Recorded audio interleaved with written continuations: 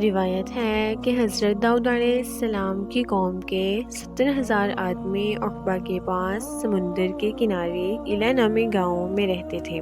اور یہ لوگ بڑی فراخی اور خوشحالی زندگی بسر کرتے۔ اللہ تعالیٰ نے ان لوگوں کا اس طرح امتحان لیا کہ سنچر کے دن مچھلی کا شکار ان لوگوں پر حرام فرما دیا اور ہفتہ کے باقی دنوں میں شکار حلال فرما دیا، مگر اس طرح ان لوگوں کو آزمائش میں مبتلا فرما دیا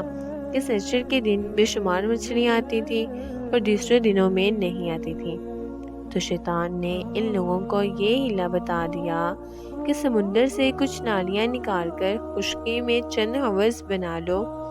اور جب سنچر کے دن ان نالیوں کے ذریعے مچھلیاں حوض میں آ جائیں تو نالیوں کا منہ بند کر دو اور اس دن شکار نہ کرو، بلکہ دوسرے دن آسانی کے ساتھ ان مچھلیوں کو پکڑ لو۔ ان لوگوں کو یہ شیطانی ہیلا بازی پسند آ گئی، اور ان لوگوں نے یہ نہیں سوچا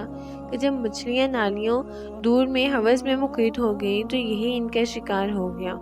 تو سنچر ہی کے دن شکار کرنا پایا گیا جو ان کے لیے حرام تھا۔ اس موقع پر ان یہودیوں کے 3 گروہ ہو گئے۔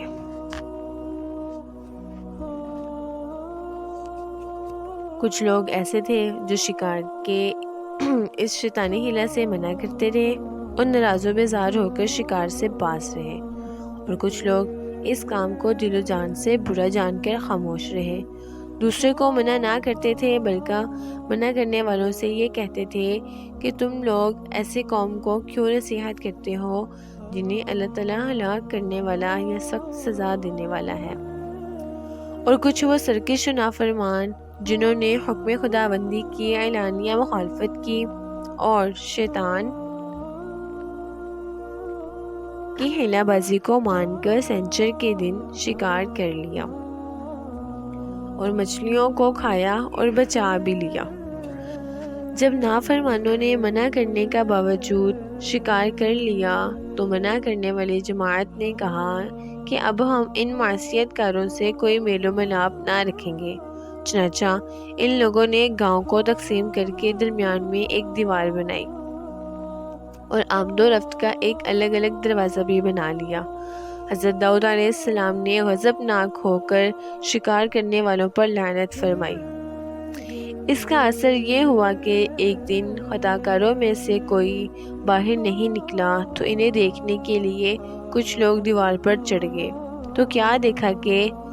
وہ سب بندروں کی صورت میں مسخ ہو گئے ہیں۔ اب لوگ ان مجرموں کا دروازہ کھول کر اندر داخل ہوئے تو وہ بندر اپنے رشتہ داروں کو پہچانتے تھے اور ان کے پاس آ کر ان کے کپڑوں کو سونگھتے تھے اور زاروں کے تار روتے تھے، مگر لوگ ان بندر بن جانے والوں کو نہیں پہچانتے تھے۔ ان بندر بن جانے والوں کی تعداد 12,000 تھی۔